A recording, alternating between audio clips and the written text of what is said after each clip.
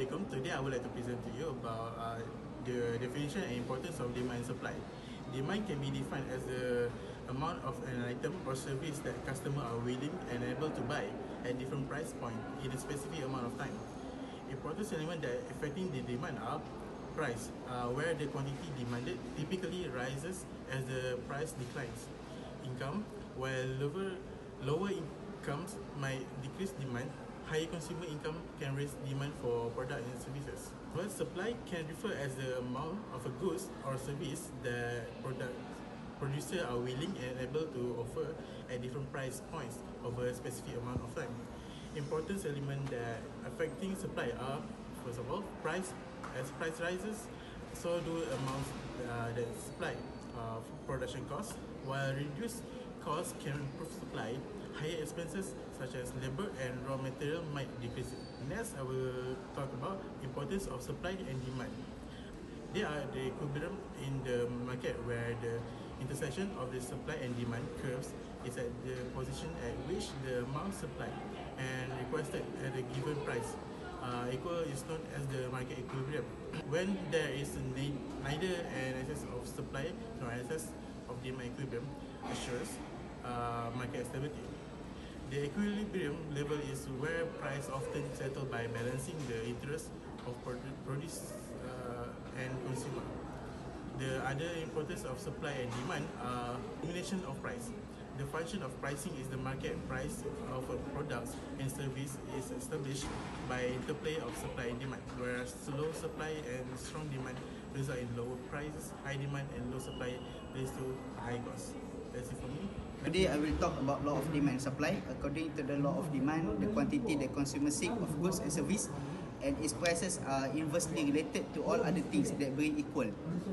That being equal, the amount demanded falls as the price rises and the quantity demanded increase as the price falls.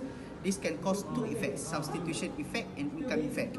So for substitution effect, when a good price increase, consumer could choose less expensive substitutes, which lowers the quantity requested of the more expensive goods.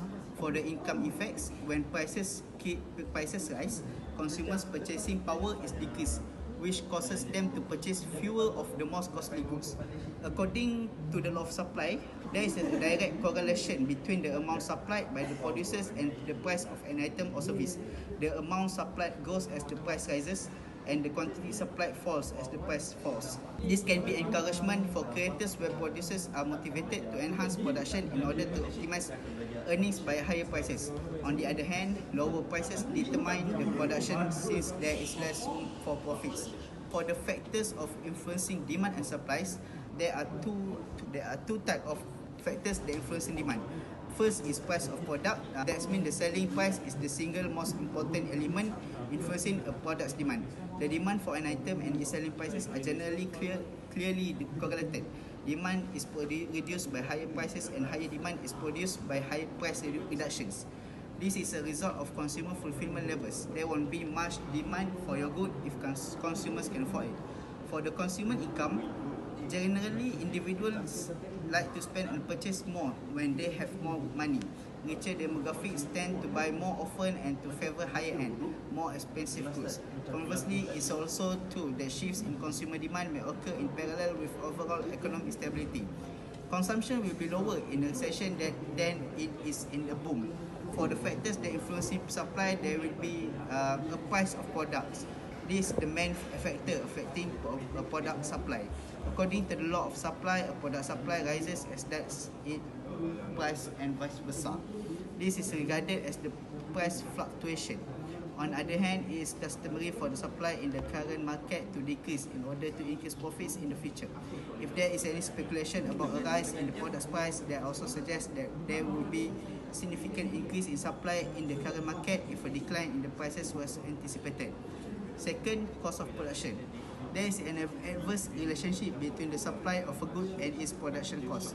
Companies will reduce their product supply in order to preserve resources if production costs rose. Next, description of market equilibrium. The price and quantity at which is the supply and demand of an item in the market are equal is referred as the market equilibrium. Price equilibrium, or the price at which the demands of producers and consumers. Match is an additional aspect of equilibrium. Demand exceeds supplies when the market price is below a state of equilibrium or lower than what producers need to make a profit, which causes both the price and the supplies to increase. When supply outpaces demand and the market price is above equilibrium or more than what buyers are willing to pay, both the price and the supply decrease. This is the case study that we prepared and make. When the price is increased, the quantity of demand will decrease and vice versa. This is shown that consumer prefer to buy at a cheap price compared to an expensive price.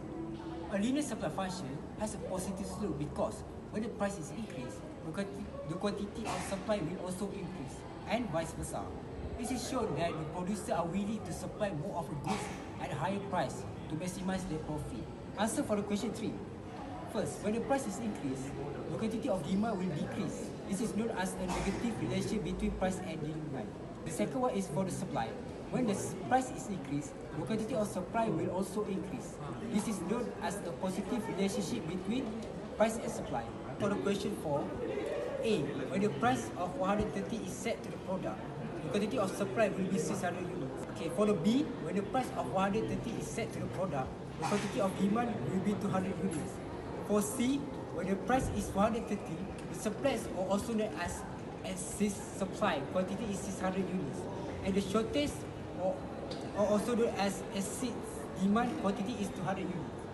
For D, the possible solution or action that could be taken to address the supplies of 600 units are to increase the price of demand by 40 ringgit and decrease the price of supply by 40 ringgit. For a shortage of 200 units, increase the price of supply by 40 ringgit and decrease the price of demand by 40 ringgit to achieve the equilibrium point. Answer for the question 5. A. When the price of 30 ringgit is set to the product, the quantity of supply will be 100 units. When the price of 30 ringgit is set to the product, for B, the quantity of demand will be 700 units. For C, when the price is 30 ringgit, the supplies are also known as excess supply, quantity is 700 units. And the shortage are also known as excess demand, quantity is 100 units. For the D, a possible solution or action that could be taken to address a surplus of 700 units are to increase the price of demand by 60 ringgit and decrease the price of supply by 60 ringgit. For a shortage of 100 units, increase the price of supply by 60 ringgit and decrease the price of demand by 60 ringgit to achieve the equilibrium point. For the answer of question 6, there will be two answers. The price above the equilibrium price will result in market surplus. It occurs when the price of supply is higher than the price of demands. Next, the price below the equilibrium price will result in a market shortage. It occurs when the price of demand is higher than the price of supplies. That's for the answer of 6. For the answer of question 7, demand and supply analysis help in identifying market equilibrium. Changes in either demand or supply can indicate market imbalance, which can be used to forecast future price movement and market trends. Next, by analyzing demand and supply data, business can identify the optimal price points for their products or services and adjust pricing accordingly to maximize revenue and profitability. Lastly, the government use demand and supply data to formulate trade policies aimed at balancing imports and export and promoting international competitiveness. Based on the case study, we summarize that linear demand function has negative slope indicate an inverse relationship between price and demand and quantity demand. Thus, consumer prefer low prices leading to high demand. We can see that linear supply function has a positive slope that shows a direct relationship between price and supply.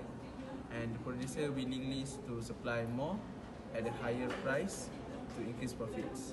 We look at the price demand relationship as the price rises, quantity demand decrease, and the price supply relationship as price rises, quantity supply decrease. Scenario 1 shows that the price can be adjusted by increasing demand and decreasing supply 40 ringgit each to reach equilibrium.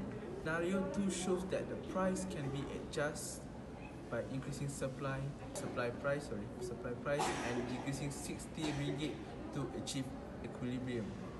The market dynamic shows that surplus condition occurs when the price is above equilibrium price, leading to excess supply, and shortage where it occurs when price is below to equilibrium price, leading to excess demand. Strategic implications needs to identify equilibrium so it can help to analyze for any price movement, market equilibrium, and market trends. Businesses can use demand and supply data to set the optimal price points, maximizing revenue and profitability by adjusting price according to market condition. Government leverage demand and supply data to craft trade policies, balancing import and export to enhancing international competitiveness.